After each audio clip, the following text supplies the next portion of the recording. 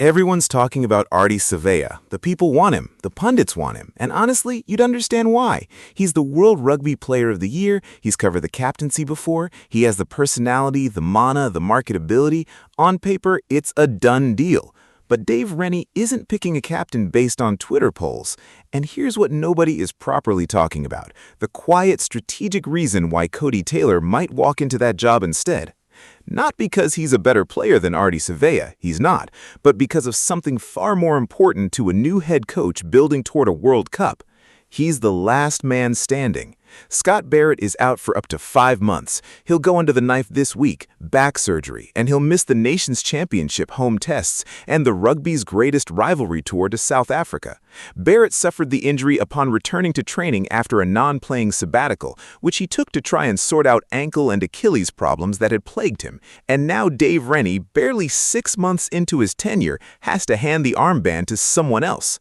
The short list, Ardie Savea and Codie Taylor, are the leading names. Ardie's the favorite, but let's talk about Codie. Here's the thing about Codie Taylor that gets buried under all the Ardie Savea excitement. When you look around the All Blacks dressing room right now, most of Codie's generation are gone. Brodie Retallick, Beauden Barrett, Sam Cane, Aaron Smith, Dane Coles, the players who came up with Codie, who shared the back-to-back World Cup journey, who understood what it meant to wear the black jersey at the highest level. The majority of them have retired, moved on, or will never wear that jersey again. That's not a weakness, that's leverage. When a new coach walks into an environment he doesn't fully know yet, he needs a captain who is the keeper of the culture. Someone who has seen the highs and the lows, who remembers what good looks like, and who can translate that to a squad full of new faces. Codie Taylor is that person right now. That's not a compliment, that's a case. Taylor has earned 100 caps for New Zealand and has captained the Crusaders on multiple occasions, even though he's never skippered the test team. He's not raw at this, he's been rehearsing it in red and black for years. Now, and this is important, none of this is a knock on Ardie Savea. The man is extraordinary. He holds World Rugby Player of the Year honors. He's captained the All Blacks before when Barrett and Sam Cane were unavailable, and he's widely seen inside the game as the natural leader of this generation. Handing the captaincy to Savea would be both a popular call and a sensible one. Nobody is denying that. But there's another layer. Savea was reportedly among the key figures in the player review that ultimately contributed to Scott Robertson being sacked. Rennie is a new broom. He'll want to know how that dynamic plays in the squad. Handing the captaincy to someone at the center of that storm, however unfairly, adds complexity.